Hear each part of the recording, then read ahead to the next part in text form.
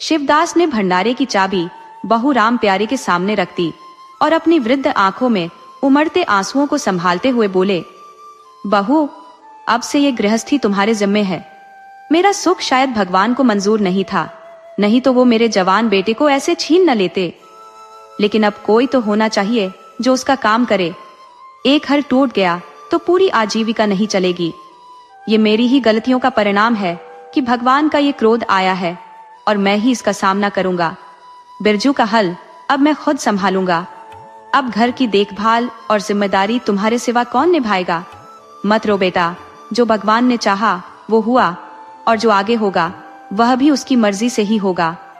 हमारे हाथ में कुछ नहीं। जब तक मैं जीवित हूँ तुम्हें कोई कुछ नहीं कह सकेगा। किसी भी बात की चिंता मत करो। बिरजू चला गया, पर मैं अभी भी हूँ। राम प्यारी और उसकी बहन राम दुलारी दोनों एक दूसरे के बेहद करीब थी। उनका विवाह भी मथुरा और बिरजू, जो सगे भाई थे, के साथ हुआ था। दोनों बहनें जैसे नैहर में प्रेम और शांति से रहती थी, वैसे ही ससुराल में भी। शिवदास को पेंशन मिलती थी और वह दिन भर द्वार पर बैठे बैठे गपशप करते रहते थे। अपने भरे पूरे परिवार को देखकर उन्हें संतोष मिलता था और ज्यादातर समय वह धार्मिक चर्चाओं में व्यस्त रहते थे। लेकिन दुर्भाग्यवश बड़ा बेटा बिरजू बीमार पड़ा और उसे मरे 15 दिन हो चुके थे। आज सभी क्रियाकर्म से निपटकर शिवदास ने अपने अंदर के सच्चे योद्धा को जगाया और जीवन की नई चुनौतियों के लिए तैयार हो गए। दुख कितना भी गहरा हो, किसी ने उन्हें रोते नहीं देखा, लेकिन आज बहू को देख उनकी आंखें एक क्षण के लिए भर आईं। फिर भी उन्होंने अपने मन को संभाला और रुंधे गले से उसे दिलासा देने लगे। शायद उन्होंने सोचा था कि बहू को घर की मालकिन बनाकर उसकी विधवा की पीड़ा को स्वामित्व के गर्व से ढक देंगे। इसीलिए उन्होंने भंडारे की चाबी उसके सामने फेंकी थी। राम प्यारी ने दृढ़ स्वर में कहा, दादा, ये कैसे हो सकता है कि आप मेहनत मजदूरी करें और मैं मालकिन बनकर बैठूं? अगर मैं काम में लगी रहूंगी तो मन भी कहीं और लगा रहेगा। खाली बैठकर तो बस रोना ही आएगा। शिवदास ने समझाते हुए कहा, बेटा, भाग्य के सामने किसी का बस नहीं चलता। रोने धोने से सिर्फ थकावट हाथ आएगी। घर में भी कई काम होते हैं। अगर कोई साधु संत आ जाए या कोई पाहुना आ पहुंचे तो उनकी सेवा सत्कार के लिए घर में किसी का होना जरूरी है। राम प्यारी ने बहुत से तर्क दिए, लेकिन शिवदास ने किसी की नहीं सुनी। शिवदास के बाहर जाने के बाद राम प्यारी ने जब कुंजी उठाई तो उसके भीतर एक अनोखा गर्व और जिम्मेदारी का एहसास जाग उठा। कुछ पल के लिए वह पति के बिछड़ने का दुख जैसे भूल गई थी। उसकी छोटी बहन और देवर दोनों काम पर गए हुए थे। शिवदास भी बाहर था और घर पूरी तरह खाली। अब वह निश्चिंत होकर भंडार घर को खोल सकती थी। उसका मन लालायित हो उठा था यह जानने के लिए कि इस भंडार में क्या क्या चीजें हैं, कौन कौन से गुप्त खजाने छिपे हैं। इस घर के भंडार में वह पहले कभी नहीं गई थी। जब भी किसी को कुछ देना होता या कुछ लेना होता, तब शिवदास खुद ही आकर उसे खोलता और फिर ताला लगाकर चाबी अपनी कमर में रख लेता था। राम प्यारी ने कई बार दरारों से झांकने की कोशिश की थी, पर भीतर का अंधेरा उसे कुछ भी देखने नहीं देता था। घर के अन्य लोगों के लिए वह भंडार घर एक रहस्य था, एक तिलिस्म। जिसमें क्या रखा है, इस पर सभी तरह तरह की अटकलें लगाते रहते थे। लेकिन आज राम प्यारी को वह रहस्य खोलने का मौका मिल गया। उसने जल्दी से बाहर का दरवाजा बंद कर दिया ताकि कोई उसे भंडार खोलते हुए न देख ले। फिर कांपते हाथों से ताला खोला। उसकी धड़कनें तेज हो गईं। डर था कि कहीं कोई अचानक दरवाजा न खटखटाए। जैसे ही उसने अंदर कदम रखा, उसे वैसा ही आनंद महसूस हुआ जैसा अपने गहनों और कपड़ों की पिटारी खोलते समय होता था, बल्कि उससे कहीं ज्यादा गहरा। मटकों में गुड़, शक्कर, गेहूं, जौ जैसी चीजें भरी थी। एक किनारे बड़े बड़े बर्तन सजे थे जिन्हें शादी ब्याह के मौके पर या उधार देने के लिए निकाला जाता था। एक आले पर मालगुजारी की रसीदें और लेन देन के कागजात बंधे हुए रखे थे। पूरा कमरा एक अदृश्य शक्ति से भरा हुआ लग रहा था, जैसे लक्ष्मी वहां गुप्त रूप से विराजमान हो। इस माहौल में डूबी राम प्यारी आधे घंटे तक वहीं बैठी रही, जैसे उसकी आत्मा को संतोष मिल रहा हो। हर पल उसके दिल पर ममत्व का एक नया रंग चढ़ रहा था। जब वह बाहर निकली तो उसके मन की भावनाएं जैसे बदल गई थी। मानो कोई उस पर कोई अद्भुत जादू कर गया हो। उसी समय दरवाजे पर दस्तक हुई। उसने जल्दी से भंडार का दरवाजा बंद किया और जाकर मुख्य दरवाजा खोला। बाहर पड़ोसिन जुनिया खड़ी थी, जो 1 रुपये उधार मांग रही थी। राम प्यारी ने रूखे स्वर में कहा, अभी तो घर में 1 पैसा भी नहीं है जीजी, सब क्रियाकर्म में खर्च हो गया। जुनिया हैरान रह गई। चौधरी के घर में इस वक्त 1 रुपया भी नहीं, ये बात उसकी समझ में नहीं आई। जिसके घर सैकड़ों का लेन देन होता है, क्या वह सारा धन क्रियाकर्म में खत्म हो सकता है? अगर शिवदास ने कोई बहाना बना लिया होता तो राम प्यारी को कोई आश्चर्य नहीं होता। राम प्यारी अपने सरल स्वभाव के कारण पूरे गांव में जानी जाती थी। वह अक्सर शिवदास की नजर बचाकर पड़ोसियों को उनकी जरूरत की चीजें दे दिया करती थी। अभी कल ही उसने जानकी को 1 सेर दूध दे दिया था। वह तो यहाँ तक अपने गहने भी उधार दे देती थी। गांव वाले मानते थे कि शिवदास जैसे कंजूस आदमी के घर में ऐसी उदार बहू का आना उनके लिए सौभाग्य की बात है। जुनिया ने हैरान होकर कहा, ऐसा मत कहो जीजी, बहुत बड़ी मुसीबत में फंस गई हूँ। नहीं तो तुम जानती हो मैं कभी ऐसे नहीं आती। बस 1 रुपया बाकी रह गया है। प्यादा दरवाजे पर खड़ा चिल्ला रहा है, रुपया दे दो तो किसी तरह यह संकट कटे। मैं अगले 8वें दिन आकर लौटा दूंगी। गांव में अब और कहां जाऊं मांगने। राम प्यारी फिर भी टस से मस नहीं हुई। जुनिया के जाने के बाद राम प्यारी शाम के लिए रसोई का इंतजाम करने लगी। पहले चावल दाल छांटने का काम उसे बहुत भारी लगता था और रसोई में जाने का नाम सुनते ही जैसे उसकी जान निकल जाती थी। बहनों में पहले कुछ कहां सुनी होती, फिर शिवदास आकर कहते, क्या आज रसोई नहीं बनेगी? तब उनमें से कोई एक उठती और मोटी मोटी तिक्कड़ बना देती, जैसे बैलों का चारा तैयार कर रही हो। लेकिन आज राम प्यारी पूरे तन मन से रसोई में लगी हुई थी। आखिर अब वह घर की मालिकिन थी। बाहर निकलकर उसने देखा, चारों ओर कूड़ा करकट फैला हुआ है। बूढ़ू दिन भर बैठे रहते हैं और झाड़ू तक नहीं लगाते। क्या अब इनसे यह भी नहीं होगा? दरवाजा ऐसा चमकना चाहिए कि आते ही देखने वाले का मन प्रसन्न हो जाए, ऐसा नहीं कि देखकर मन खराब हो जाए। अगर अभी कुछ कह दूं तो नाराज हो जाएंगे। और यह मुन्नी नाद से दूर क्यों खड़ी है? वह मुन्नी के पास गई और नाद में झांक कर देखा। बदबू आ रही थी। ठीक, लगता है महीनों से पानी नहीं बदला गया। इस तरह तो गायों का रहना मुश्किल है। खुद तो पेट भर लिया और फिर किसी से कोई मतलब नहीं। हाँ, दूध का स्वाद सबको अच्छा लगता है। दादा दरवाजे पर बैठे चिलम पी रहे हैं, मगर इतना नहीं करते कि नांद में 4 घड़े पानी ही डाल दे। मजदूर रखा है, वह भी बिल्कुल निकम्मा। खाने के लिए 1.5 सेर, और काम की बात आती है तो उससे कुछ नहीं होता। आज जब वह आएगा तो मैं पूछूंगी कि नांद का पानी क्यों नहीं बदला। रहना है तो रहे, वरना चला जाए।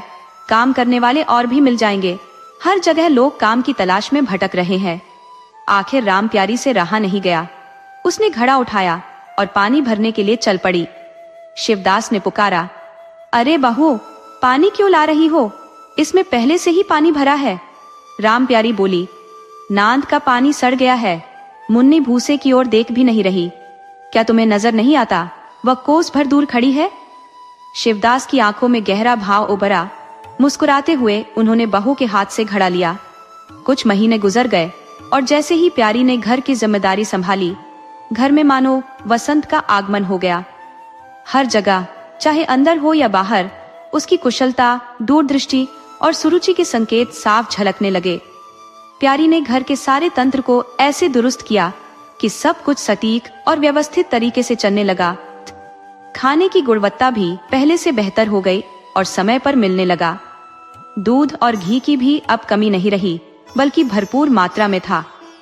प्यारी खुद आराम नहीं करती थी और दूसरों को भी काम से पीछे हटने नहीं देती। घर में ऐसी संपन्नता आ गई कि जिस चीज की जरूरत हो वो घर में ही मिल जाती।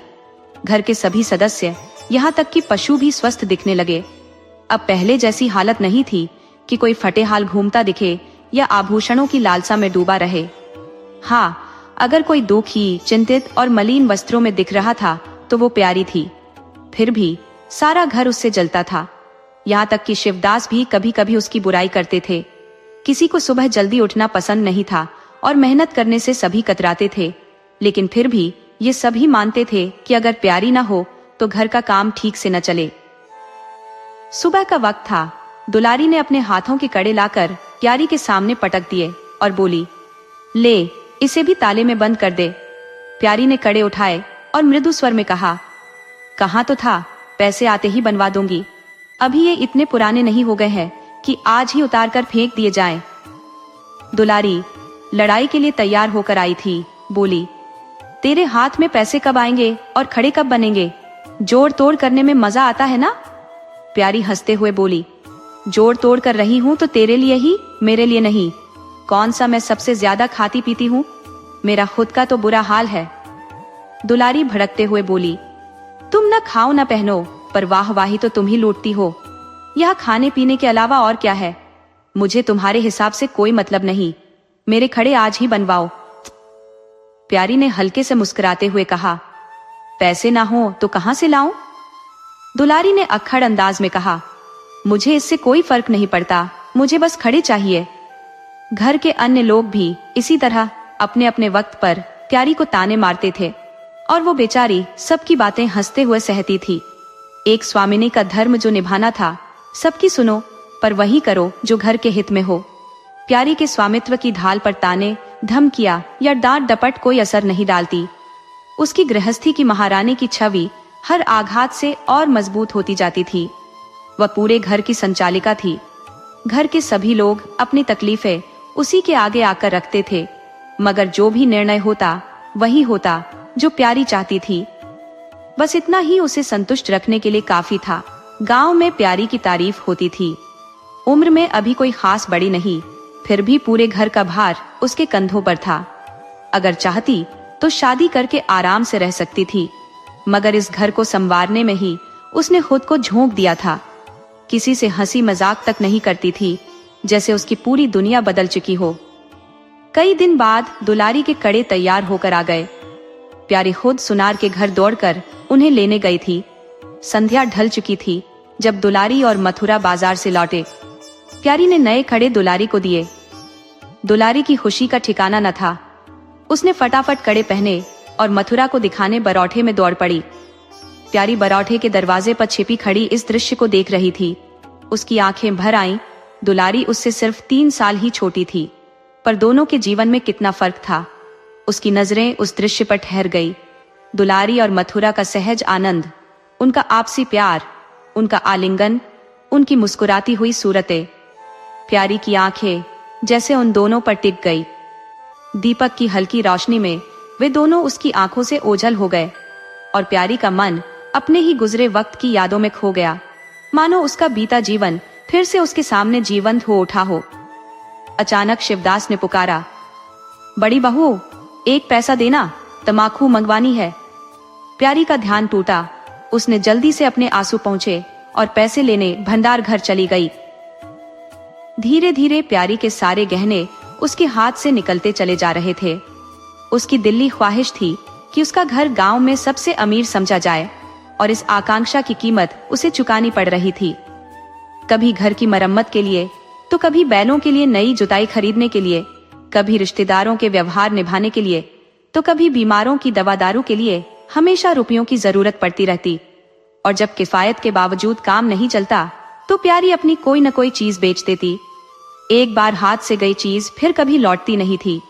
अगर वह चाहती तो इन खर्चों को टाल भी सकती थी, लेकिन जहां इज्जत की बात होती वहां वह दिल खोलकर खर्च करती। अगर गांव में बेइज्जती हो गई तो फिर क्या बचा? लोग तो उसी का नाम लेंगे। दुलारी के पास भी गहने थे और मथुरा के पास भी कुछ चीजें थी, लेकिन प्यारी कभी उनकी चीजों को हाथ नहीं लगाती थी। उनके अपने मौज मस्ती के दिन थे, वे इस झंझट में क्यों फंसते? जब दुलारी के बेटे का जन्म हुआ तो प्यारी ने जोर शोर से जन्मोत्सव मनाने का सुझाव दिया। शिवदास ने इसका विरोध किया। इसमें क्या लाभ है? जब भगवान की कृपा से सगाई और विवाह के दिन आएंगे तब बड़े धूमधाम से मना लेना। प्यारी का उत्साह भला क्यों थमता? वह बोली, दादा, आप कैसी बातें करते हैं? अगर पहलौठे लड़के के जन्म पर धूमधाम नहीं होगी तो फिर कब होगी? मन नहीं मानता, फिर दुनिया क्या सोचेगी? नाम बड़े हैं और काम कुछ भी नहीं दिखेगा। मैं आपसे कुछ नहीं मांग रही, सब इंतजाम खुद कर लूंगी। शिवदास ने गंभीरता से कहा। गहनों के लिए इतना पैसा जाएगा और फिर एक दिन कुछ भी नहीं बचेगा। कितनी बार समझाया है कि बेटा या भाई भाभी किसी के अपने नहीं होते। अगर पास में कुछ रहेगा तो सब तुम्हारी ओर देखेंगे, नहीं तो कोई तुम्हारी बात भी नहीं पूछेगा। प्यारी ने मुंह बनाते हुए कहा, जो अपने होते हैं अगर वे भी ना पूछे तो भी वे अपने ही रहते हैं। मेरा धर्म मेरे साथ है, उनका धर्म उनके साथ। क्या मैं मरते वक्त सब अपने साथ ले जाऊंगी? जन्मोत्सव धूमधाम से मनाया गया। बरही के दिन पूरी बिरादरी का भोज हुआ। सभी लोग खा पीकर चले गए। प्यारी, जो दिन भर की थकी मांदी थी, आंगन में टाट का टुकड़ा बिछाकर आराम करने लगी। उसकी आंखें लग गईं। उसी समय मथुरा घर आया। नवजात पुत्र को देखने के लिए उसका दिल बेचैन था। दुलारी सौर गृह से बाहर आ चुकी थी। गर्भावस्था के दौरान उसकी देह कमजोर हो गई थी, चेहरा उतरा हुआ था, पर आज वह स्वस्थ और चमकते हुए नजर आ रही थी। सौर के अनुशासन और पौष्टिक भोजन ने उसके शरीर को ऊर्जा दी थी। मथुरा ने आंगन में दुलारी को देखा और प्यारी की ओर नजर डालते ही उसके गहरी नींद में होने का अनुमान लगा लिया। उसने बच्चे को गोद में उठा लिया और उसके चेहरे को चूमने लगा। आहट से प्यारी की आंखें खुली, लेकिन उसने सोने का बहाना किया और आधी खुली आंखों से उस मधुर खेल को देखती रही। माता पिता दोनों बारी बारी से बच्चे को चूमते, गले लगाते और उसके मासूम चेहरे को निहारते रहे। वह क्षण सचमुच स्वर्गीय आनंद से भरा था। प्यारी की मन में दबी हुई इच्छा भी उस पल के लिए बुझ गई, जैसे एक थका हारा घोड़ा जो दौड़ते दौड़ते थक चुका हो, हिनहिनाने की आवाज सुनकर अपनी थकान को भूल जाता है और अपनी धीमी हिनहिनाहट से जवाब देता है। कुछ वैसा ही प्यारी के मन का हाल था। उसके मातृत्व की वो भावना जो अब तक एक जकड़े हुए पिंजरे में कैद, मौन और निष्क्रिय पड़ी थी, अचानक पास से आने वाली मातृत्व की मिठास से जाग उठी और जैसे उस चिंताओं के पिंजरे से बाहर निकलने के लिए पंख फड़फड़ाने लगी। मथुरा ने कहा, यह मेरा बेटा है। दुलारी ने बेटे को अपनी गोद में कसते हुए कहा, हाँ क्यों नहीं, तुम ही तो इसे 9 महीने अपने पेट में रखते आए हो। कष्ट भोगा मैंने और बाप बनने के लिए तुम तैयार हो गए। मथुरा ने हंसते हुए कहा, अगर यह मेरा बेटा ना होता तो मेरी सूरत से मिलता क्यों? चेहरा, मोहरा, रंग रूप सब कुछ मेरे जैसा है कि नहीं? दुलारी ने मुस्कुराते हुए जवाब दिया, इससे क्या होता है? बीज व्यापारी का होता है, पर खेत किसान का। उपज व्यापारी की नहीं होती, किसान की होती है। मथुरा, बातों में तुमसे कोई जीत नहीं सकता। मेरा बेटा बड़ा हो जाएगा तो मैं दरवाजे पर बैठकर मजे से हुक्का पिया करूंगा। दुलारी, मेरा बेटा पढ़ेगा लिखेगा, कोई बड़ा ओहदा पाएगा, तुम्हारी तरह दिन भर खेत में हल नहीं चलाएगा। मालकिन से कहना है कि कल ही एक पालना बनवा दें। मथुरा, अब तुम सुबह जल्दी नहीं उठना और अपने आप को काम में घिस भी मत डालना। दुलारी, क्या यह महारानी ऐसा करने देगी? मथुरा, मुझे तो उस पर तरस आता है। उसके पास कौन बैठा हुआ है? वो सिर्फ हमारे लिए ही अपना सर्वस्व अर्पण कर रही है। अगर भैया होते तो अब तक 2-3 बच्चों की मां बन गई होती। प्यारी के गले में आंसुओं का सैलाब उठ खड़ा हुआ। उसे थामने में उसकी पूरी देह कांप उठी। उसका उपेक्षित जीवन उसे सूखी बंजर धरती जैसा प्रतीत हुआ, जिस पर वह हरी भरी बगिया लगाने की असफल कोशिश कर रही थी। कुछ समय बाद शिवदास भी गुजर गया। इधर दुलारी के और 2 बच्चे हो गए। अब वह बच्चों के पालन पोषण में इतनी व्यस्त हो गई कि खेती का काम मजदूरों पर छोड़ दिया गया। मथुरा मेहनती तो था, पर वह किसी काम का नेतृत्व करने में कुशल नहीं था। उसने कभी पूरी जिम्मेदारी से काम नहीं किया। पहले भाई की निगरानी में और फिर बाप की देखरेख में काम करता रहा। खेती की जटिलताएं उसकी समझ से परे थी। उसके यहाँ वही मजदूर टिकते थे जो मेहनत से ज्यादा खुशामद करने में निपुण होते थे। इसलिए प्यारी को दिन में कई बार हार के चक्कर लगाने पड़ते। दिखने में वह अब भी घर की मालकिन थी, पर वास्तविकता में वह पूरे घर की सेविका बन चुकी थी। मजदूर भी उससे नखरे दिखाते थे और जमींदार का प्यादा भी उसे धौंस जमाने से नहीं चूकता था। खाने पीने में भी अब सादगी बरतनी पड़ती थी। बच्चों को जितनी बार भूख लगती, कुछ न कुछ चाहिए होता। दुलारी तो अभी भी नौजवान थी, उसे भरपेट भोजन चाहिए था। मथुरा तो घर का मुखिया था, उसका यह हक भला कौन छीन सकता था? मजदूर भला क्यों रियायत दिखाते? सारा भार प्यारी पर आ जाता था। वो जैसे एक बेकार चीज बन गई थी। अगर आधा पेट भी खा ले तो किसी को कोई फर्क नहीं पड़ता। 30 साल की उम्र में उसके बाल सफेद हो गए थे, कमर झुक गई थी और आंखों की रोशनी भी घटने लगी थी, लेकिन उसके चेहरे पर संतोष था। मालिकाना हक का एहसास उसके सारे जख्मों पर मरहम की तरह काम कर रहा था। एक दिन मथुरा ने कहा, भाभी, अब तो दिल करता है कि कहीं परदेश का रुख कर लूं। यहाँ तो जैसे कोई बरकत है ही नहीं। किसी तरह 2 वक्त की रोटी जुटा पा रहे हैं, वह भी बड़ी मुश्किल से। पूरब से कुछ लोग आए हैं, कह रहे हैं कि वहाँ 2-3 रुपए रोज की मजदूरी मिलती है। अगर 4-5 साल भी टिक गया तो हालत बदल जाएगी।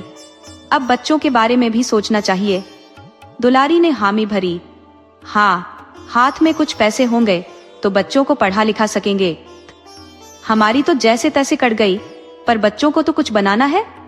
प्यारी ये सुनकर स्तब्ध रह गई। वो बस मथुरा का चेहरा ताकने लगी। इससे पहले ऐसी बात कभी नहीं हुई थी। ये ख्याल अचानक कहां से आया? उसे शक हुआ कि शायद उसकी वजह से ही मथुरा ये सोच रहा है। उसने कहा, मैं तो जाने की बात नहीं कहूंगी, आगे जो तुम्हारी मर्जी हो। बच्चों को पढ़ाने लिखाने के लिए यहाँ भी तो स्कूल है, और क्या हमेशा यही हाल रहेंगे? अगर 2-3 साल में खेती सुधर गई तो सब सही हो जाएगा। मथुरा ने जवाब दिया, इतने साल खेती करते हो गए, अब तक कुछ नहीं हुआ तो अब क्या होगा? इस तरह सोचते समझते एक दिन निकल जाएंगे और सब वैसा ही रहेगा। और अब तो शरीर भी साथ नहीं देता, ये खेती कौन संभालेगा? मैं बच्चों को इस चक्की में नहीं पिसवाना चाहता। प्यारी की आंखों में आंसू आ गए। उसने कहा, भैया, जब घर पर आधी रोटी भी मिले तो पूरी के लिए क्यों भागना? अगर मेरी वजह से कुछ हो रहा हो तो घर बार अपने हाथ में ले लो। मुझे एक कोना दे देना, बस मैं पड़ी रहूंगी। मथुरा का गला भर आया। उसने कहा, भाभी, ये तुम कैसी बातें कर रही हो? तुम्हारे ही दम से ये घर अब तक खड़ा है, वरना कब का मिट्टी में मिल गया होता। तुमने इस घर के लिए अपना सब कुछ कुर्बान कर दिया, अपनी देह को घिस डाला। मैं अंधा नहीं हूँ, सब समझता हूँ। हमें जाने दो, भगवान ने चाहा तो घर फिर से संभल जाएगा। हम तुम्हारे लिए पैसे भेजते रहेंगे। प्यारी ने धीरे से कहा, अगर ऐसा ही है तो तुम चले जाओ, बच्चों को कहां कहां घसीटोगे? दुलारी ने हस्तक्षेप किया, ये कैसे हो सकता है बहन? यहाँ गांव में बच्चे क्या पढ़ लिख पाएंगे? बच्चों के बिना उनका परदेश में दिल लगना मुश्किल था।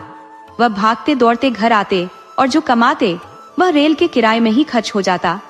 अकेले रहने पर जितना खर्च होता उतने में सारा घर चैन से चल सकता था। प्यारी बोली, तो फिर मैं यहाँ रहकर क्या करूंगी?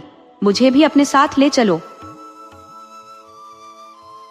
लेकिन दुलारी उसे साथ ले जाने के पक्ष में नहीं थी।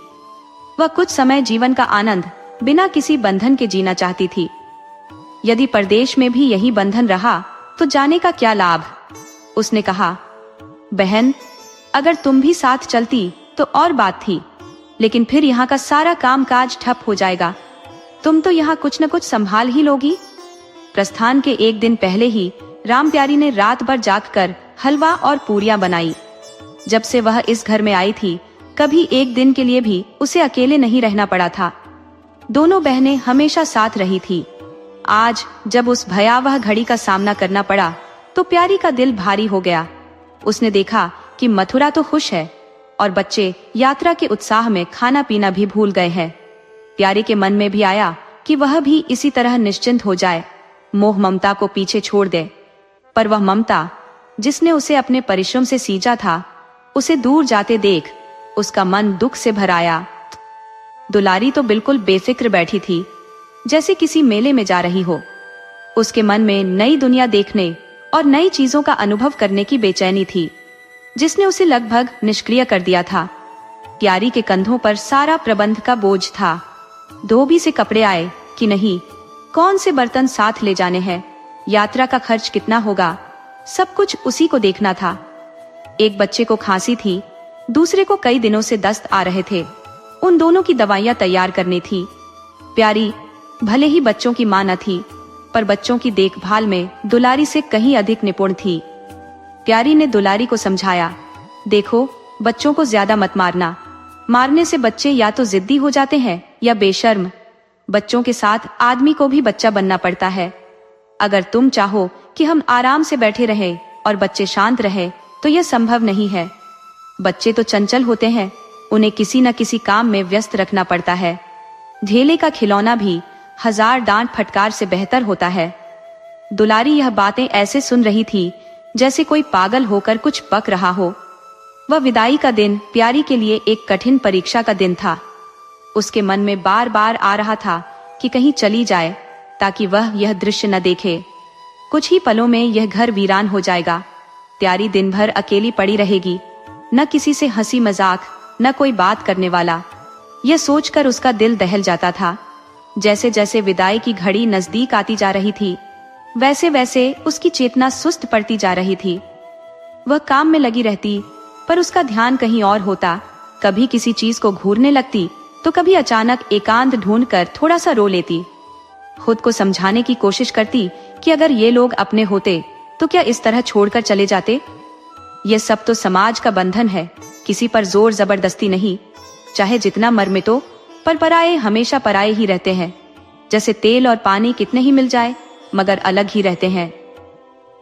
बच्चे नए नए कपड़े पहनकर नवाब बने इधर उधर घूम रहे थे। प्यारी उन्हें गोद में लेने की कोशिश करती, लेकिन वे उसे देखकर रोने का सा मुंह बना लेते और भाग जाते। उसे क्या पता था कि ऐसे वक्त पर अपने बच्चे भी बेरहम हो सकते हैं। 10 बजते बजते बैलगाड़ी दरवाजे पर आ गई। बच्चे तो पहले ही उस पर चढ़ गए थे। गांव के कई लोग, स्त्री पुरुष सब विदाई के लिए आ पहुंचे। प्यारी को उनका आना अच्छा नहीं लगा। वह चाहती थी कि कुछ पल अकेले दुलारी के साथ बिताए, उससे गले मिले और फूट फूट कर रोए। मथुरा से भी हाथ जोड़कर कह सके कि उसकी देखभाल करते रहना, क्योंकि उसके सिवा संसार में अब उसका कोई नहीं। लेकिन इस हंगामे में उसे यह मौका न मिल सका। मथुरा और दुलारी गाड़ी में जा बैठे और प्यारी दरवाजे पर खड़ी रोती रह गई। उसकी हालत इतनी बदहाल थी कि गांव के बाहर तक उन्हें छोड़ने की भी सुध न रही। कुछ दिन तक प्यारी यूं ही बेसुध पड़ी रही। न उसने घर से कदम बाहर रखा, न चूल्हा जलाया, न ही हाथ मुंह धोया। उसका हलवाहा जोखू बार बार आता और कहता, मालकिन उठो, मुंह हाथ धो लो, कुछ खा लो, कब तक इस तरह पड़ी रहोगी।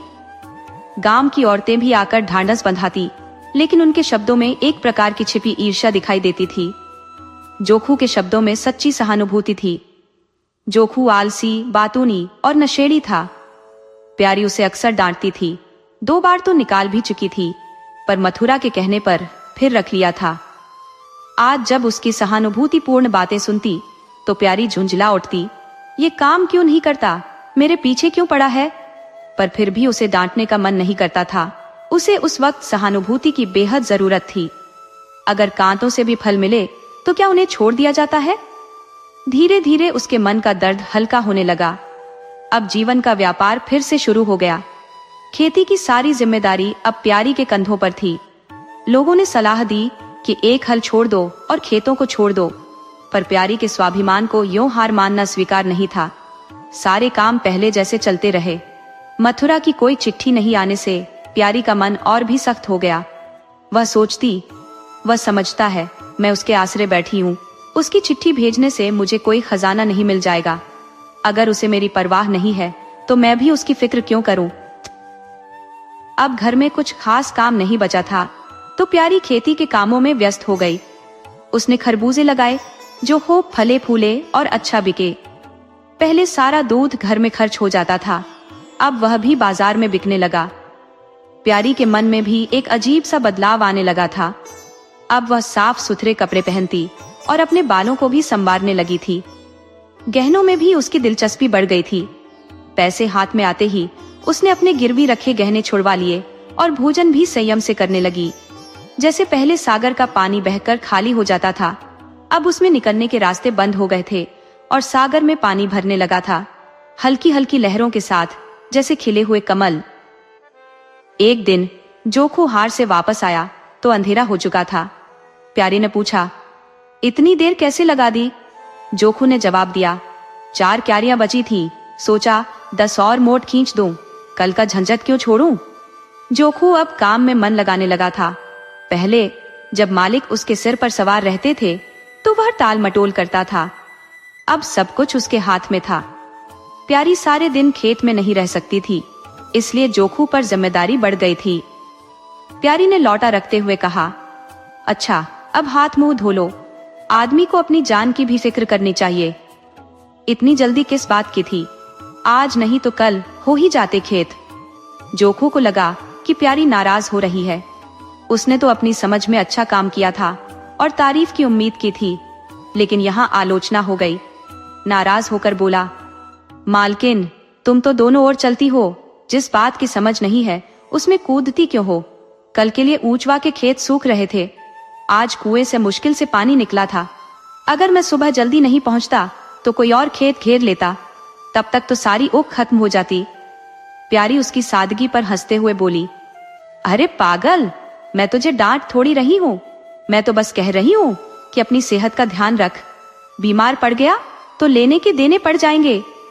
जोखू बोला, कौन बीमार होगा, मैं 20 साल में कभी सिर भी नहीं दुखा, आगे का भगवान जाने, कहो तो रात भर भी काम करूं। प्यारी ने व्यंग्य किया, तुम ही तो अंतरे दिन बैठे रहते थे और जब पूछा जाता था कहते थे जुकाम हो गया था, पेट में दर्द था। जोखू थोड़ा झेपते हुए बोला, वो तब की बात थी जब मालिक लोग चाहते थे कि हम मरे जाएं, अब तो समझ चुका हूँ, सारा जिम्मा मेरे सिर पर है, अगर मैंने न किया तो सब काम बिगड़ जाएगा। प्यारी ने मुस्कुराते हुए कहा, क्या मैं देखभाल नहीं करती? जोखू ने हंसते हुए कहा, तुम क्या देखोगी, दिन में 2 बार खेत पर जाओगी बस, सारे दिन वहां बैठी नहीं रह सकती। जोखू की सादगी और उसका सीधा सपाट व्यवहार देखकर प्यारी का दिल पिघल गया। बोली, इतनी रात गए चूल्हा जलाओगे, क्यों नहीं किसी से सगाई कर लेते? जोखू ने मुंह धोते हुए जवाब दिया, तुम भी खूब कहती हो मालकिन, अपना पेट भरने का तो ठिकाना नहीं, सगाई कर लूं, 1.25 सेर खाता हूं एक बार में, और दोनों टाइम के लिए 2 सेर चाहिए। प्यारी ने हंसते हुए कहा, अच्छा आज मेरी रसोई में खाओ, देखो कितना खाते हो। जोखू ने खुश होकर कहा, नहीं मालकिन, तुम बनाते बनाते थक जाओगी। हाँ, आध सेर के 2 रोटे बना दो तो खा लूं। मैं तो यही करता हूँ, आटा सान कर 2 रोटियां बना लेता हूँ और उपलों पर सेक लेता हूँ, कभी मट्ठे के साथ, कभी नमक प्याज से खा लेता हूँ और आकर सो जाता हूँ। प्यारी ने ममता भरे स्वर में कहा, आज मैं तुझे फुलके खिलाऊंगी। जोखू मजाक में बोला, तब तो पूरी रात खाना खाते ही बीतेगी। प्यारी ने डपटते हुए कहा, बको मत, चुपचाप आकर बैठ जाओ। जोखू ने थोड़े संजीदगी से कहा, जरा बैलों को पानी डालाऊं, फिर बैठूंगा। जोखू और प्यारी के बीच जैसे एक अनकहा समझौता हो गया था। प्यारी ने गंभीर होकर कहा, मैं कहती हूँ धान रोपने की जरूरत नहीं, अगर बारिश ज्यादा हो गई तो खेत डूब जाएंगे, अगर बरसात न हुई तो सूख जाएंगे। ज्वार, बाजरा, सन, अरहर सब कुछ तो है, धान के बिना भी काम चल जाएगा। जोखू ने अपने मजबूत कंधे पर फावड़ा रखते हुए दृढ़ता से कहा, जब सबका होगा तो मेरा भी होगा, सबका डूबेगा तो मेरा भी डूबेगा, मैं क्यों पीछे हटूं। बाबा के समय 5 बीघा से कम धान नहीं बोया जाता था, बिरजू भैया ने उसमें और 2 बीघे बढ़ा दिए थे। मथुरा ने भी हर साल थोड़ा बहुत रोपा, तो मैं क्यों पीछे रहूं, 5 बीघा से कम तो नहीं लगाऊंगा। जोखू की बातों में आत्मविश्वास था और प्यारी उसके हौसले पर मुस्कुरा उठी। उसने चढ़ाते हुए कहा, तब घर में 2 जवान आदमी काम करते थे और अब तुम अकेले ही खा पी कर उन्हीं दोनों के बराबर हो। जोखू हंसते हुए बोला, खाने में आध सेर रह गया हूँ मालकिन, पहले कहता था कि 2 सेर खाता हूँ, पर अब आध सेर में ही काम चल जाता है। प्यारी ने हंसी रोकते हुए कहा, अच्छा कभी तौलत तब पता चलेगा, लेकिन मैं कह रही हूँ धान मत रोपो, मजूर नहीं मिलेंगे और अकेले ही परेशान होना पड़ेगा। जोखू हंसते हुए बोला, तुम्हें क्या, मैं ही परेशान हूँगा ना, इस शरीर का भी कभी तो काम आएगा। प्यारी ने उसके कंधे से फावड़ा उतारते हुए कहा, तुम रात दिन तालाब में रहोगे और यहाँ अकेले मेरा मन नहीं लगेगा। जोखू को मन बहलाने की आदत न थी, अगर कोई काम ना हो तो आदमी लेटकर आराम करे। भला जी क्यों ऊबे, उसने कहा, अगर ऊब लगे तो सो जाना, जब मैं घर पर रहूंगा तब तो और भी मन ऊबेगा, हाली बैठूं तो बार बार खाने की इच्छा होती है, बातों में देर हो रही है और बादल घिरते आ रही हैं। प्यारी ने समझाते हुए कहा, अच्छा कल से जाना, आज तो बैठ जाओ।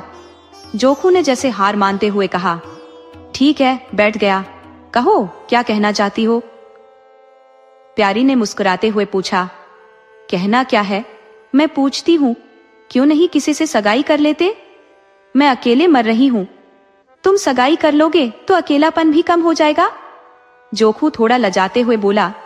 फिर वही बात ले आई मालकिन, किससे सगाई कर लूं? यहाँ कोई ऐसी मिलेगी जो गहनों के लिए मुझे न सताए। प्यारी ने ठिठोलते हुए कहा, ये तो बड़ी मुश्किल शर्त रखी है। ऐसी औरत कहाँ मिलेगी जो गहने भी ना चाहे?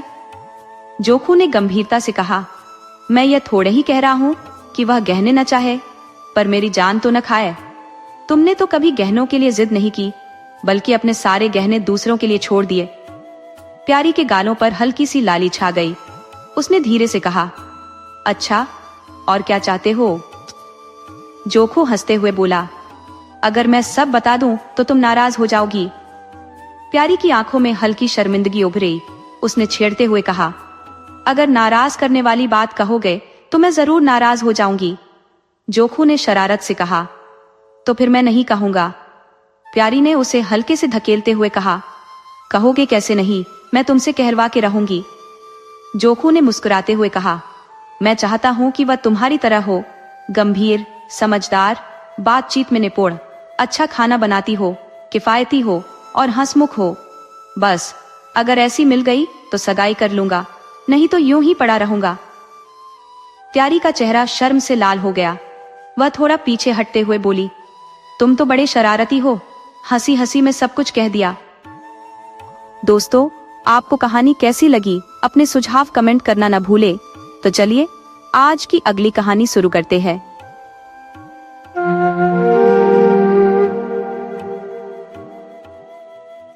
क्या आप जानते हैं कि किसी सरकार का तख्ता पलटना कैसे होता है? हो सकता है कि आप कभी इस बारे में सोचें, और यदि ऐसा न भी हो तो थोड़ा बेकार सा ज्ञान लेने में क्या हर्ज है। आइए इसका तरीका समझते हैं। जी हाँ, आपने क्या कहा? क्या मैंने कभी खुद किसी सरकार का तख्ता पलटा है? नहीं, तख्ता तो नहीं पलटा, पर इसके बारे में एक किताब जरूर पढ़ी है। ये किताब है सरकार का तख्ता पलटने का ज्ञान। बहुत समय पहले किसी अनजान व्यक्ति ने विदेश से डाक के जरिए मुझे भेजी थी। इस किताब के हर पन्ने पर गोपनीय छपा हुआ था। मुझे यह किताब देखकर बड़ा अचंभा हुआ कि ऐसी खतरनाक चीज बिना किसी जांच के मेरे पास कैसे पहुंच गई। किताब का प्रकाशन स्थल भी संदिग्ध था, क्योंकि मैंने एटलस में ढूंढने के बावजूद उस जगह का नाम नहीं पाया। भूमिका में लिखा था कि चूंकि अंग्रेजी संसार में सबसे ज्यादा बोली जाने वाली भाषा है, इसलिए इसे अंग्रेजी में प्रकाशित किया गया है। अब भूमिका की कुछ पंक्तियां आपके सामने रखता हूं। हम यह पुस्तक खुफिया रूप से उन लोगों तक पहुंचाते हैं जिनके बारे में हमारे रिकॉर्ड बताते हैं कि वे सरकार का तख्ता पलटने की पूरी काबिलियत रखते हैं। आप इसे पढ़ने के बाद किसी ऐसे मित्र या रिश्तेदार को दे दे जो आपके विचार में इस कला का हकदार हो। साथ ही योग्य और विश्वास पात्र लोगों के लिए खुफिया प्रशिक्षण कार्यक्रम चलाने की भी सिफारिश की जाती है। सरकार का तख्ता पलटना आपका सबसे बुनियादी उद्देश्य होना चाहिए। हम आपके इस कार्य में सफलता के लिए प्रार्थना करते हैं।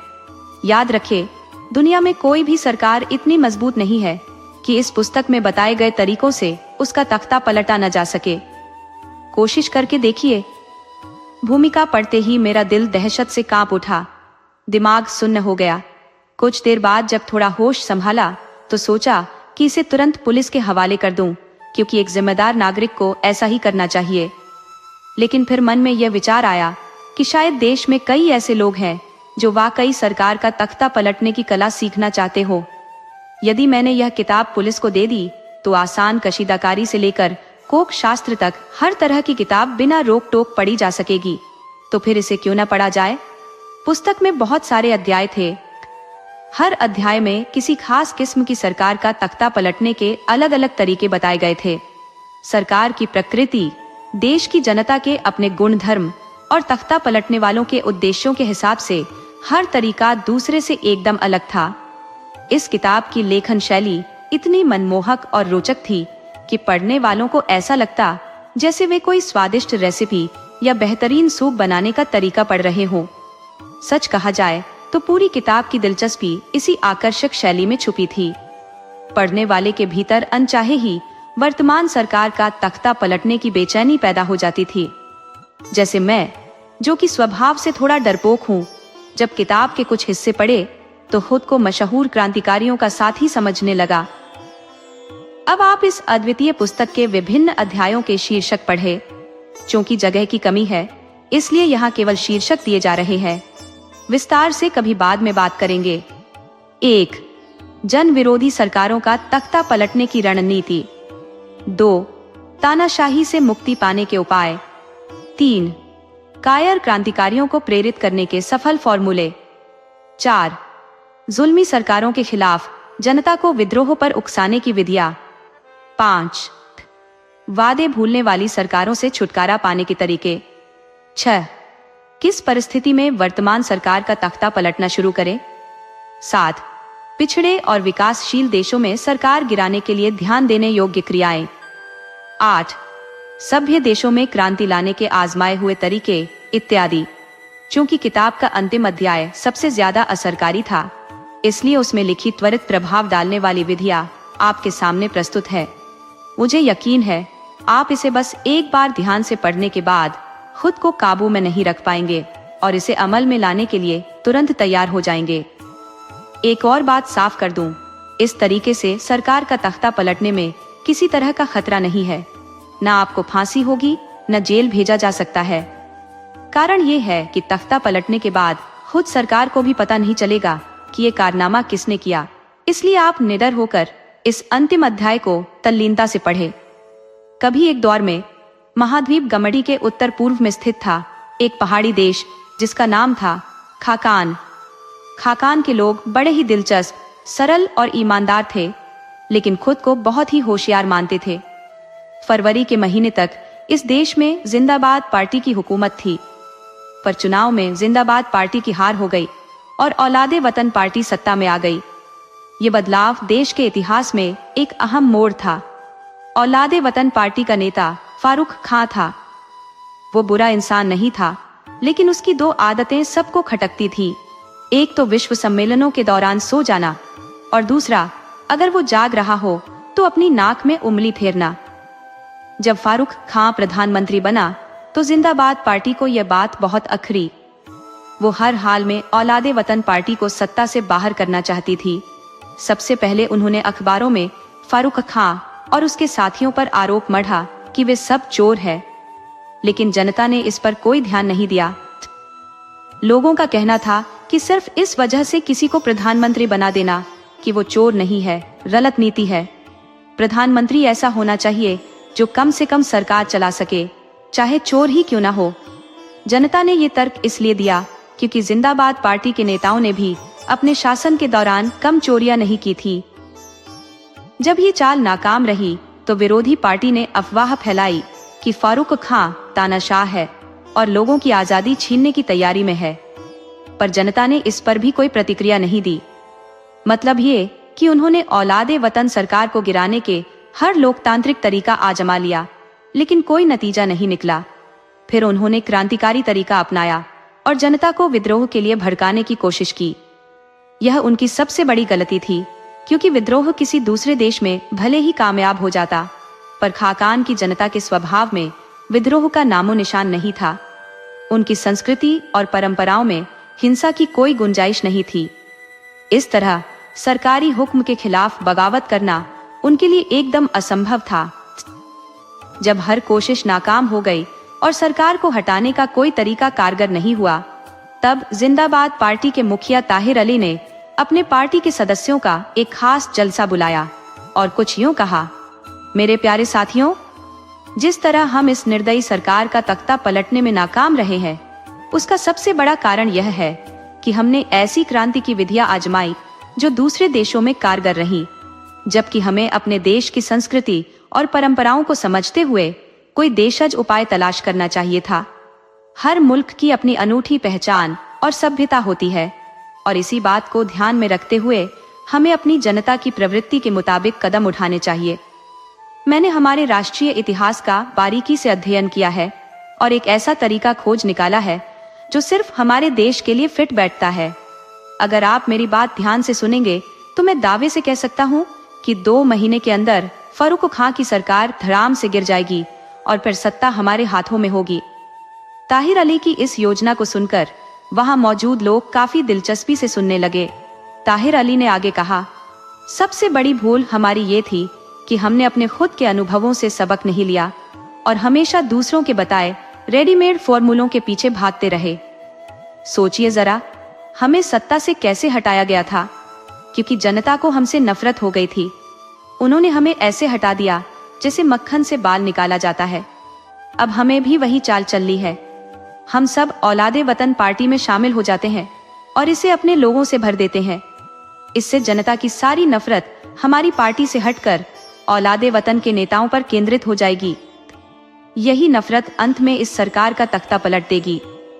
ताहिर अली की इस योजना पर सबने तालियां बजाई, लेकिन एक सदस्य ने सवाल किया, पर श्रीमान, जब हम औलादे वतन में शामिल हो जाएंगे तो वहां जाकर करेंगे क्या? विशेष अधिवेशन का निर्णय फौरन जिंदाबाद पार्टी की हर प्रादेशिक, जनपदीय और ग्रामीण शाखा तक पहुंचाया गया। पार्टी के सदस्यों ने बिना समय गवाए हर स्तर पर इस्तीफा देकर धड़ाधड़ औलादे वतन पार्टी में शामिल होना शुरू कर दिया। इस बीच सत्तारूढ़ पार्टी के मुखिया और प्रधानमंत्री विरोधी दल के सदस्यों के इतनी तेजी से उनकी पार्टी में शामिल होने की खबरें सुन सुनकर खुशी से झूम रहे थे। उन्हें लगा कि उनकी पार्टी की लोकप्रियता दिन ब दिन आसमान छू रही है और विपक्ष का प्रभाव तेजी से खत्म हो रहा है। अपनी पार्टी की इस बढ़ती लोकप्रियता का जश्न मनाने के लिए प्रधानमंत्री ने पार्टी का वार्षिक अधिवेशन आयोजित करने का फैसला लिया। अधिवेशन के उद्घाटन समारोह में जब प्रधानमंत्री फर्रुख खां मंच पर आया तो लोगों ने ताली बजाकर उसका गर्मजोशी से स्वागत किया। फर्रुख खां ने माइक उठाकर बोलना शुरू किया, मेरे पे। अभी उसने सिर्फ इतना ही कहा था कि श्रोताओं ने नारे लगाना और जोर जोर से तालियां बजानी शुरू कर दी। उत्साह इतना ज्यादा था कि प्रधानमंत्री के लिए अपनी बात कहना मुश्किल हो गया। उसने कई बार कोशिश की कि कम से कम अपने शुरुआती शब्द मेरे प्यारे मित्रों और भाइयों कह सके, लेकिन हर बार नारे और तालियों के शोर के कारण उसकी आवाज दब गई। श्रोताओं में बड़ी संख्या उन नए सदस्यों की थी जो पहले जिंदाबाद पार्टी के थे और अब औलादे वतन में शामिल हो चुके थे। ये लोग पिछले प्रधानमंत्रियों के भाषणों के दौरान भी इसी तरह नारे लगाने और तालियां बजाने के आदी हो चुके थे। थोड़ी देर बाद तालियों के शोर के बीच अचानक एक विराम आया और फर्रुख खां ने उस मौके का फायदा उठाकर कहा, मेरे प्यारे मित्रों और भाइयों, मैं आपसे बस ये प्रार्थना करता हूँ कि। वातावरण फिर से नारों और तालियों की गड़गड़ाहट से भर गया। फर्रुख खां अपने गुस्से को काबू में रखते हुए जब तक विराम नहीं आया दांत भींचे रहा। फिर बोला, अब आप हद से आगे बढ़ रहे हैं प्यारे। लेकिन तालियां और नारे पहले से कहीं ज्यादा जोर से गूंज उठे। प्रधानमंत्री का चेहरा क्रोध से लाल हो गया। आखिरकार गुस्से में उबलते हुए वह चिल्लाया, बकवास बंद करो कमबख्तो प्यारे। ऐसा लग रहा था जैसे उसके शब्द बीच में ही फंसकर टूट रहे हों। उसके मुंह से कोई वाक्य पूरा निकल ही नहीं पा रहा था। किसी को कुछ समझ में नहीं आ रहा था और जनता फिर से अंधाधुंध नारे लगाने और तालियां बजाने में जुट गई। प्रधानमंत्री का गुस्सा अब चरम पर था, पर वह असहाय था, समझ ही नहीं पा रहा था कि क्या करे। अंततः उसने अपनी झुंझलाहट को दबाते हुए एक हंसी के साथ कहा, अरे भाई, खुदा के लिए शोर मत मचाओ, गड़बड़ मत करो पे। फर्रुख खां ने जब देखा कि कोई उसकी बात सुनने वाला नहीं है तो उसने शोर शराबे की परवाह के बिना मनमाने ढंग से कुछ देर तक बोलते रहने का निश्चय किया और फिर अंत में मंच से उतरकर अपनी सीट पर जा बैठा। पार्टी का अधिवेशन तो खत्म हो गया, लेकिन जहां जहां प्रधानमंत्री दिखाई देता, औलादे वतन पार्टी के नए सदस्य उसकी शान में तालियां पीटते और नारे लगाते रहते। अगर प्रधानमंत्री खांसता तो लोग जोर जोर से वाह वाह के नारे लगाते। अगर वह छींकता तब भी वैसा ही होता। वह जम्हाई लेता, नाक खुजलाता या ऊँघता तो लोग उसकी हर हरकत पर तालियां और नारे से उसका स्वागत करते।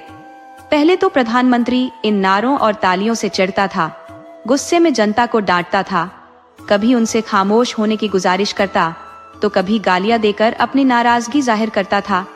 लेकिन धीरे धीरे वह तालियों और नारों का आदी हो गया। कुछ ही समय में उसे इन तालियों और नारों का इतना चस्का लग गया कि अगर कभी वह ऊँघते समय शोर थम जाता तो वह चौंक कर उठ बैठता और इधर उधर ऐसे देखता जैसे पूछ रहा हो कि ये तालियां और नारे बंद क्यों हो गए। ये सिलसिला चलता रहा। फिर लोगों के बीच धीरे धीरे अफवाहें फैलने लगी कि प्रधानमंत्री फारूक खां का दिमाग खराब हो गया है। बस फिर वही हुआ जो पागलों के साथ होता है। प्रधानमंत्री और उसकी औलादे वतन पार्टी का पतन शुरू हो गया। 2 महीने के अंदर अंदर उनकी सरकार गिर गई। आदरणीय पाठकों, हमें इतिहास की इस महत्वपूर्ण क्रांति से सीख लेनी चाहिए। अगर सत्ता पलटने के बाकी सारे प्रयास असफल हो जाए तो इस अंतिम उपाय को आजमाना कतई न भूलिए। दुनिया की सबसे मजबूत सरकार भी इस रणनीति के सामने घुटने टेक देगी, बशर्ते इसे सही तरीके से लागू किया जाए। दोस्तों, आपको कहानी कैसी लगी? अपने सुझाव कमेंट करना न भूले। तो चलिए आज की अगली कहानी शुरू करते हैं।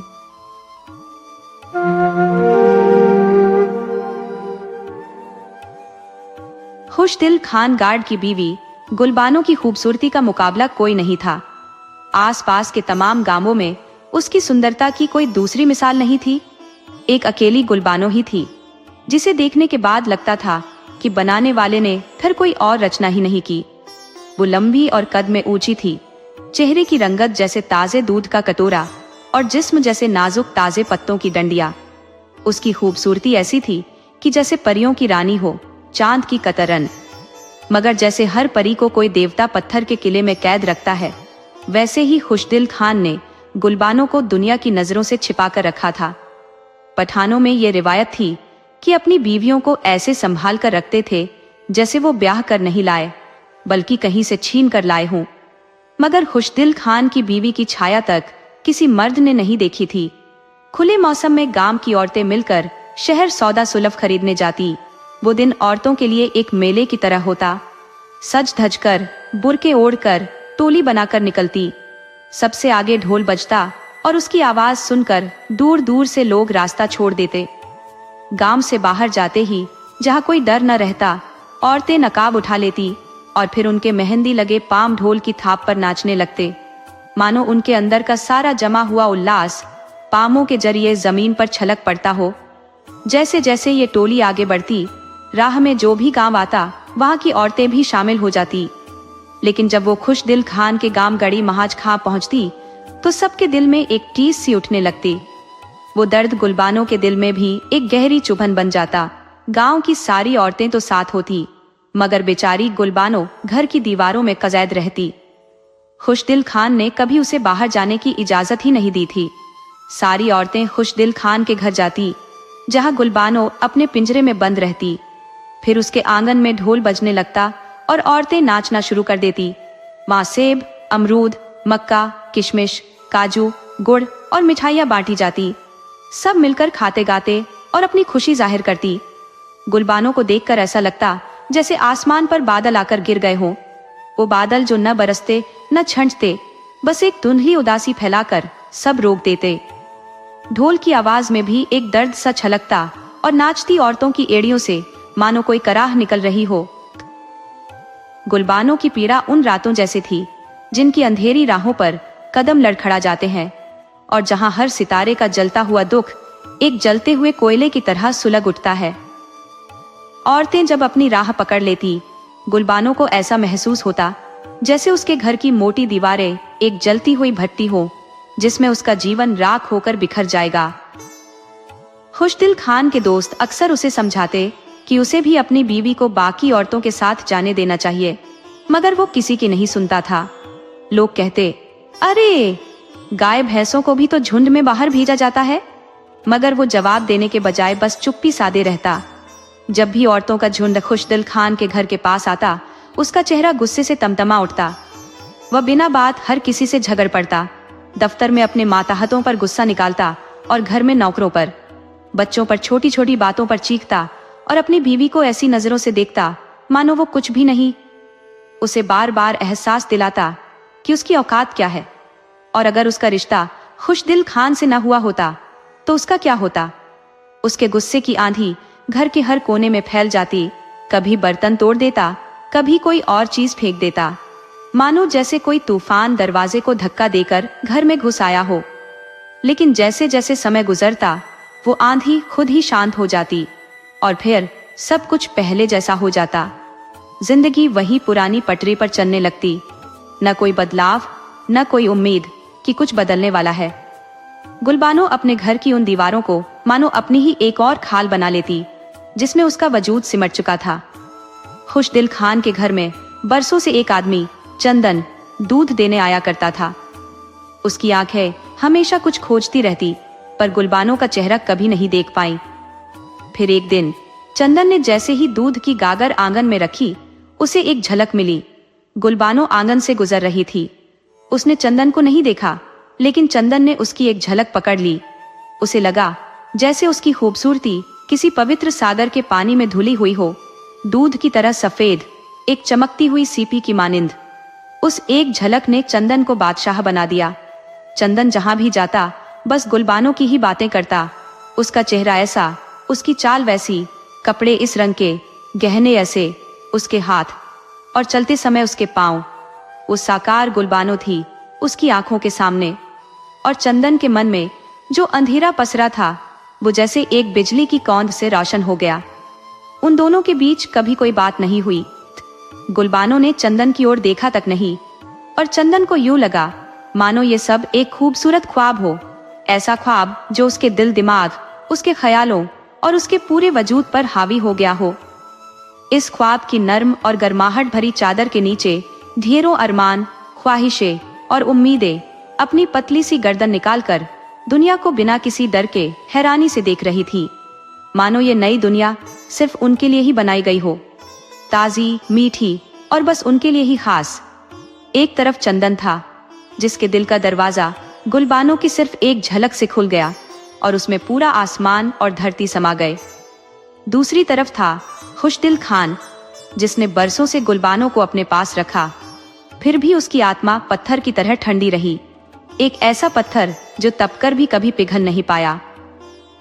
गुलबानो की हालत भी कुछ ऐसी ही थी। वो खुशदिल खान के साथ होते हुए भी उससे मीलों दूर थी, और वहीं दूसरी तरफ चंदन से कोसों दूर रहते हुए भी उसके ख्यालों में डूबी हुई थी। एक दिन गुलबानो की सहेली ने उसे बताया कि दूध वाला चंदन हर जगह उसकी खूबसूरती के कसीदे पढ़ता फिर रहा है, उसके हाथों, पैरों, बालों और होठों की तारीफ में झूमता है। अगले दिन जब चंदन दूध की गागर से उसके घर की गागर में दूध डाल रहा था, तो गुलबानो ने दरवाजे की दरार से उसकी एक झलक देखी। उसे महसूस हुआ जैसे दूध की धार उसकी रूह में समा गई हो। अब जब गुलबानो आंगन में चलती तो उसके कदमों में एक नई थिरकन आ गई थी। उसकी जिंदगी में जैसे कोई संगीत बजने लगा था। गीत खुद ब खुद उसके होठों पर आने लगे। वो अपनी आंखें बंद कर मस्ती में खोई रहती, अपनी आत्मा के भीतर बहते हुए उस सुकून से भरे पानी में डूबी रहती। गुलबानो के दिल के सोने आंगन में एक नया पौधा उगने लगा, चंदन के प्यार का पौधा। उसकी बेनूर जिंदगी अब महक उठी थी, मानो बरसों की उदासी को इस प्यार की खुशबू ने भिगो दिया हो। उसकी आत्मा के सूने सागर में इश्क की एक बूंद टपकी, और वह बूंद अब एक अनमोल मोती बन गई थी। जब उस बार गांव की औरतें ढोल की थाप पर नाचते हुए उसके घर आईं, तो ढोल की आवाज में भी एक खुशी थी, और गुलबानो के चेहरे पर भी। उसे खुश देखकर बाकी औरतें भी खुश थी, और दूर नदी किनारे भैंसों को नहलाता चंदन भी। उस दिन अगर कोई खुश नहीं था तो वो था खुशदिल खान गार्ड। धीरे धीरे चंदन की बातें खुशदिल खान के कानों तक पहुंचने लगी। सुनते ही उसके दिमाग में गुस्से का तूफान उठ खड़ा हुआ। उसकी आंखों में जैसे खून उतर आया। इसी हालत में वह अपने घर पहुंचा। गुलबानो उस वक्त आंगन में कपड़े धो रही थी। हाथ में सोटा लिए वह कपड़ों पर ठप ठप मारते हुए धीमे स्वर में कोई गीत गुनगुना रही थी। तभी खुशदिल खान ने अचानक आकर उसके हाथ से सोटा छीन लिया और जोर से उसके सिर पर दे मारा। समझती नहीं, गाना हराम है। फिर उसकी बाह कसकर पकड़ी और घसीटते हुए उसे आंगन से बाहर ले आया। बोल, ये जो चंदन वाली बात सुनी है सही है कि नहीं? गुलबानो पूरी तरह खामोश रही। अपनी जिंदगी के एकमात्र सच को वह झूठ कैसे कहती? खुशदिल खान ने बिना कुछ सुने उसे घसीटते हुए सीढ़ियों से छत पर ले गया। चल, तुझे अभी चंदन से मिलवाता हूँ। और एक झटके में उसे छत से धक्का दे दिया। गुलबानो धड़ाम से गली में आ गिरी। एक दर्द भरी चीख हवा में गूंजी और फिर सब शांत हो गया। चीख सुनते ही आसपास के लोग दौड़कर आए। खुशदिल खान छत से नीचे झांकता रहा। उसने देखा उसकी बीवी गली में नंगे चेहरे पड़ी है और लोग उसे घूर रहे हैं। वह तेजी से सीढ़ियों से उतरा, घर के अंदर से मोटी चादर उठाई और भागता हुआ गली में पहुंचकर गुलबानो के चेहरे पर वह चादर डाल दी।